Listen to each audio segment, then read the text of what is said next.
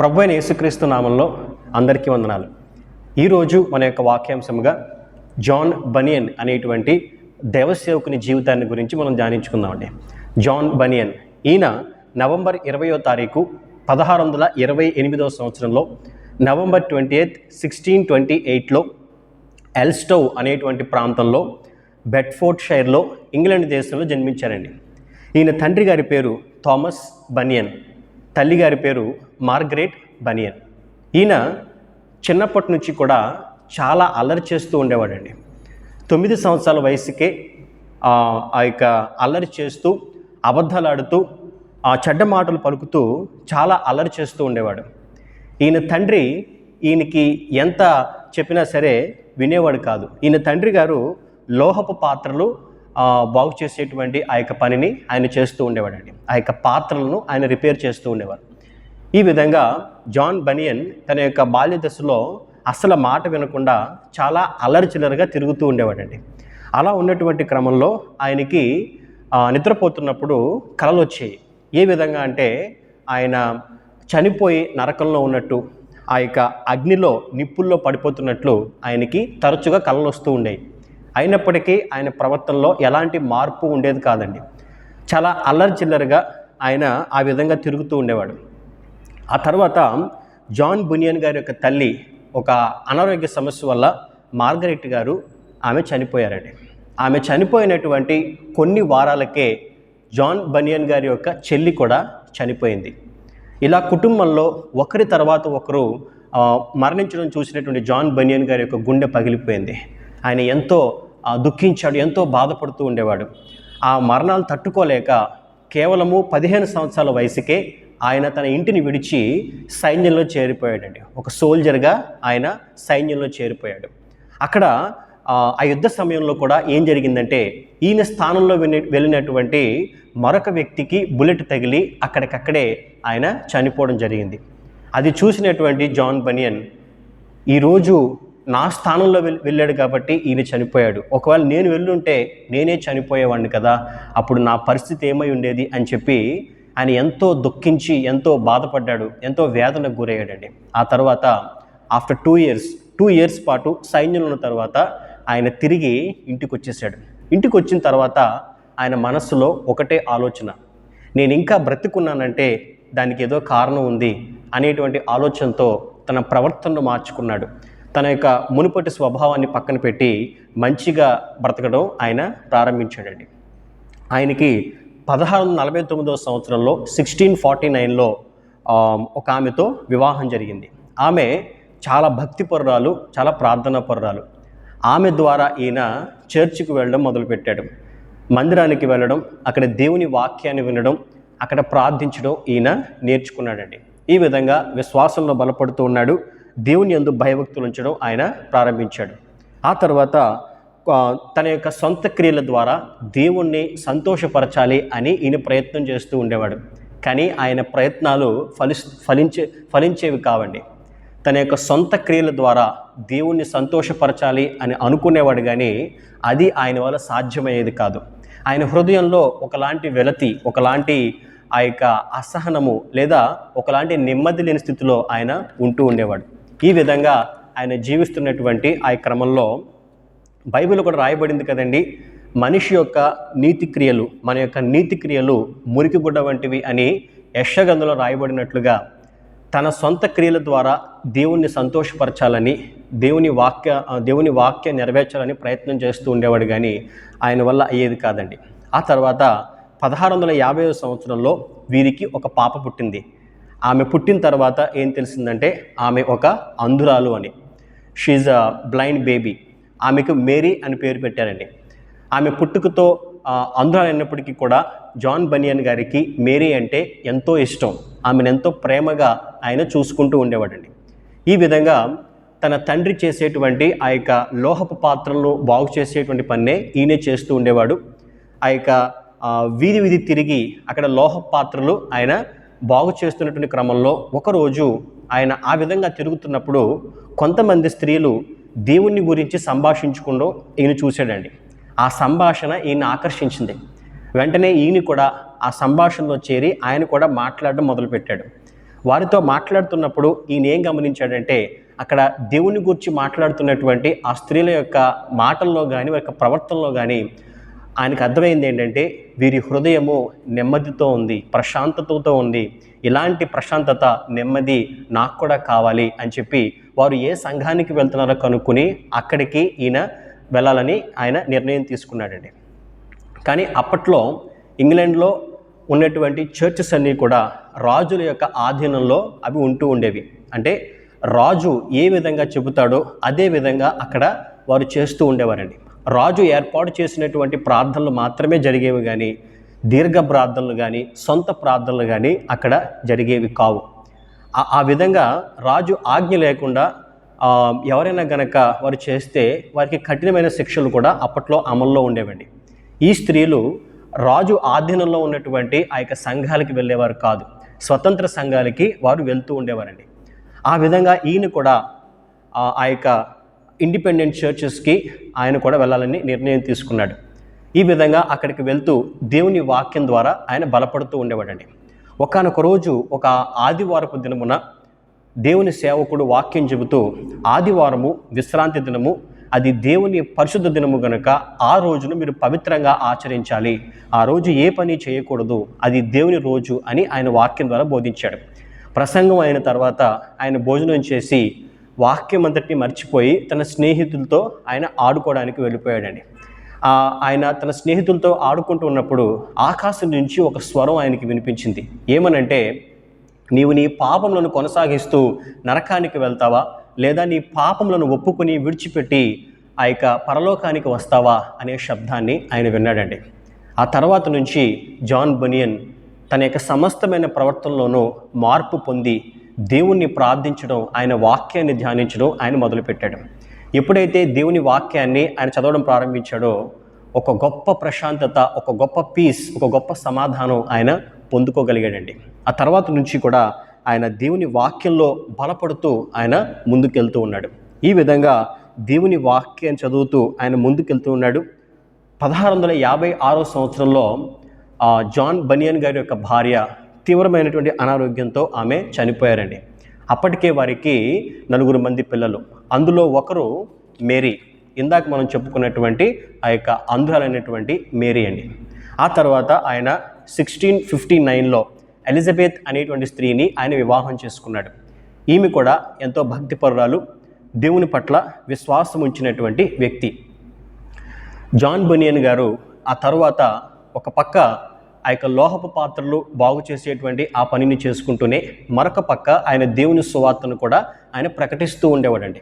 ఆయా ప్రాంతాల ప్రజలకు దేవుని వాక్యాన్ని ఆయన చక్కగా బోధించడం మొదలుపెట్టాడు. ఈయన ప్రసంగాలకి ప్రజలు ఎంతో ఆకర్షితులయ్యేవారంటండి. ఎందుకంటే దేవుని వాక్యాన్ని ఉన్నది ఉన్నట్టుగా ఆయన చక్కగా వివరించి ఆయన ప్రసంగాలు చేస్తూ ఉండేవాడంట. కానీ అప్పుడున్నటువంటి ఆ కాలంలో రాజు యొక్క రూల్స్ అనేవి చాలా కఠినంగా ఉండేవి. ఎందుకంటే రాజు ఏర్పాటు చేసినటువంటి వారు మాత్రమే ప్రసంగించాలి, రాజు ఏర్పాటు చేసినటువంటి స్థలాల్లో మాత్రమే వారు సమకూర్చబడాలి అనేటువంటి కఠినమైన ఆజ్ఞలు ఉండేవి. ఎవరైనా ఆ ఆజ్ఞల్ని పాటించకుండా తమ ఇష్టానుసారం తమ చేస్తే అయితే జైల్లో వేసేవారు, లేదా శిరచ్ఛేదనం చేసి చంపేసేవారండి. ఇలాంటి కఠినమైనటువంటి ఆ యొక్క ఆజ్ఞలు ఉన్నటువంటి సమయంలో కూడా జాన్ బనియన్ వాటన్నిటిని లెక్క చేయకుండా, నేను స్వతంత్రంగానే దేవుని వాక్యాన్ని చెబుతాను, అనేక మందికి సువార్తను ప్రకటిస్తాను అని ఆ విధంగా ఆయన దేవుని వాక్యం చెప్పడం ఆయన మొదలుపెట్టాడు. ప్రజలు కూడా ఎంతగానో ఆకర్షితులయ్యేవారు. ఈ విధంగా ఆయన ఎంతగానో ముందుకెళ్తూ ఉండేవాడు. చాలా ఆయన యొక్క ప్రసంగాల ద్వారా ప్రజలు ఎంతో ఆసక్తిగా ఆయన వాక్యాలు వింటూ ఉండేవారండి. ఈ విధంగా కొంతమంది లోయర్ శాంసెల్ అనేటువంటి ప్రాంతానికి వచ్చి ప్రసంగించమని 1660వ సంవత్సరంలో ఆయనకు ఒక ఇన్విటేషన్ పంపించారు. వారు పంపినటువంటి ఆ యొక్క ఇన్విటేషన్ని తీసుకుని జాన్ బనియన్ గారు 1660లో ఆ యొక్క లోయర్ శాంసెల్ అనేటువంటి ప్రాంతంలో ప్రసంగించడానికి ఆయన వచ్చారండి. అప్పటికే రాజ్యాజ్ఞను మీరడని చెప్పి కొంతమంది రాజభటులు ఈయన్ని అరెస్ట్ చేయడానికి అరెస్ట్ వారెంట్తో రెడీగా వారు ఉన్నారు. వారు కూడా ఆ యొక్క లోయర్ శాంసెల్కు వచ్చి రెడీగా ఉన్నారండి. ఎందుకంటే ఎప్పుడైతే జాన్ బనియన్ నోరు తెరిచి ప్రసంగించడం మొదలు పెడతాడో వెంటనే ఈయన్ని అరెస్ట్ చేసి తీసుకెళ్ళిపోదాము అని చెప్పి వారు సిద్ధంగా ఉన్నారు. జాన్ బనియన్ గారికి కూడా తెలుసు నేను ప్రసంగిస్తే అరెస్ట్ అవుతానని చెప్పి. తెలిసినప్పటికీ కూడా అక్కడ ఆయన ప్రసంగించాడండి. దేవుని యొక్క వాక్యాన్ని, సువార్తను ఆయన ప్రకటించాడు. ఆ తర్వాత ఆయన్ని అరెస్ట్ చేసి 3 నెలల పాటు ఆయన జైల్లో ఉంచారు. ఆ తర్వాత వారు తీసుకొచ్చి నీవు చేసింది తప్పు, మరెన్నడూ ఇలాంటి తప్పు చేయనని ఒప్పుకుంటే నిన్ను రిలీజ్ చేస్తాము అని చెప్పి వారు చెప్పారు. జాన్ బనియన్ మాత్రం దానికి ఒప్పుకోలేదు. మీరు విడిచిపెట్టిన తర్వాత నేను మరలా ప్రసంగాలు చేస్తాను, నేను చేసేది తప్పు కాదు అని ఆయన కూడా ఆయన యొక్క ఉద్దేశాన్ని తెలియజేశాడు. దాన్ని బట్టి ఆయన్ని అన్యాయంగా, అత్యంత దారుణంగా 12 సంవత్సరాల పాటు వారు జైల్లో వేసేశారండి. ఆ జైల్లో ఆయన ఎన్నో బాధలు ఆయన పడుతూ ఉండేవాడు. దేవుని ఆయన ప్రార్థిస్తూ ఉండేవాడు. ఎంతో దుఃఖంతో ప్రార్థించేవాడు. ఎందుకంటే తను నమ్ముకున్నటువంటి కుటుంబం ఉంది, బిడ్డలు ఉన్నారు అని చెప్పి ఎంతగానో దుఃఖించి దేవుని ప్రార్థిస్తూ ఉండేవాడండి. దేవుడు ఇర్మియా గ్రంథం 49వ అధ్యాయం 11వ వచనం, 15వ అధ్యాయం 11వ వచనం ద్వారా ఆయనతో మాట్లాడి ఆయన్ని ఆదరించేవాడండి. ఆ తరువాత ఆయన అరెస్ట్ అయ్యే సమయానికే ఆయన భార్య అయినటువంటి ఎలిజబెత్ గారు గర్భవతిగా ఉన్నారు. ఆయన అరెస్ట్ అయిన తర్వాత ఎలిజబెత్ గారు గర్భవతిగా ఉన్నప్పుడు బేబీ పూర్తిగా అంటే నెలలు పూర్తి అవ్వక మునిపే బిడ్డ పుట్టి చనిపోయిందండి. ఈ విషయం తెలుసుకున్నటువంటి జాన్ బనియన్ ఎంతగానో దుఃఖించారు. దుఃఖం తర్వాత దుఃఖం ఆయన్ని ఎంతగానో కృంగతీసిందండి. అయినప్పటికీ కృంగిపోకుండా దేవుని వాక్యాన్ని క్రమం తప్పకుండా బైబిల్ని ఆయన ఎక్కువగా చదవడం ప్రారంభించాడు. ఎక్కువగా ప్రార్థన చేయడం ప్రారంభించాడండి. దాంతోపాటు కొన్ని షూ లేస్ని తయారు చేసి వచ్చినటువంటి ఆ యొక్క డబ్బును తన ఇంటికి పంపిస్తూ ఆ విధంగా ఆయన ఆ యొక్క జైల్లో ఎన్నో ఇబ్బందులు పడుతూ ఉన్నాడు. ఆ జైలు అధికారికి జాన్ బనియన్పై జాలి కలిగిందండి. జాన్ బనియన్ యొక్క ప్రవర్తన, ఆయన మంచితనాన్ని బట్టి ఆ జైలు అధికారి ఆయన ఎప్పుడు కావాలంటే అప్పుడు బయటికి వెళ్ళి వచ్చే విధంగా ఆయనకి ఆ యొక్క యాక్సెస్ని ఇచ్చాడు. అంటే ఆయన ఎప్పుడు కావాలప్పుడు బయటికి వెళ్ళి మరలా వచ్చేసే విధంగా జైలు అధికారి ఒప్పుకున్నాడండి. ఈ విధంగా ఆయన జైల్లో ఉన్నప్పుడే ఒక సంఘానికి కాపరిగా ఉంటూ అక్కడ వారికి దేవుని సువార్తను ప్రకటిస్తూ ఉండేవారు జాన్ బనియన్. ఆ తర్వాత కొత్త రాజు వచ్చిన తర్వాత పాత రాజు పెట్టినటువంటి చట్టాలన్నింటినీ కొట్టివేయడం వల్ల 1672వ సంవత్సరంలో ఆయన రిలీజ్ అయ్యారు. ఆ తర్వాత బహిరంగంగా ఆయన దేవుని సువార్తను చేయడం ఆయన మొదలుపెట్టాడండి. ఈయన జైల్లో ఉన్నప్పుడే ద పిల్గ్రిమ్స్ ప్రోగ్రెస్, యాత్రికుని ప్రయాణము అనే పుస్తకాన్ని రాయడం ఆయన ప్రారంభించాడు. ఈ యొక్క యాత్రికుని ప్రయాణము అనే పుస్తకాన్ని ఆయన జైల్లో ఉన్నప్పుడే ప్రారంభించాడు. ఆ తర్వాత 1675లో కొత్తగా వచ్చిన రాజు కూడా ఈ బహిరంగ సువార్త సభలను ఆయన వ్యతిరేకించి మరలా జాన్ బనియన్ అరెస్ట్ అయ్యాడండి. కానీ ఈసారి కేవలము 6 మంత్స్కే ఆయన రిలీజ్ చేయబడ్డాడు. ఆ తర్వాత 1678వ సంవత్సరంలో ఆయన రాసినటువంటి ద పిల్గ్రిమ్స్ ప్రోగ్రెస్ అనే పుస్తకం యొక్క మొదటి భాగం పబ్లిష్ అయిందండి. 1678లో ద పిల్గ్రిమ్స్ ప్రోగ్రెస్ పార్ట్ 1ని పబ్లిష్ చేశారు. ఆ తర్వాత ద పిల్గ్రిమ్స్ ప్రోగ్రెస్ పార్ట్ 2ని 1684లో పబ్లిష్ చేశారండి. ఈ పిల్గ్రిమ్స్ ప్రోగ్రెస్ అనే పుస్తకం ఎంత ప్రాముఖ్యమైందంటే బైబిల్ గ్రంథం తర్వాత ఆ స్థాయిలో ట్రాన్స్లేట్ చేయబడినటువంటి పుస్తకంగా, అనేక మంది చేత చదవబడినటువంటి పుస్తకంగా, ఒక క్రైస్తవ ప్రపంచానికి ఈ పుస్తకం ఎంతో ప్రభావితం చేసినటువంటి పుస్తకంగా ఈ పిల్గ్రిమ్స్ ప్రోగ్రెస్ అనే పుస్తకం నిలిచిందండి. పార్ట్ 1 అండ్ పార్ట్ 2గా జాన్ బనియన్ గారు దీన్ని రాయడం జరిగింది.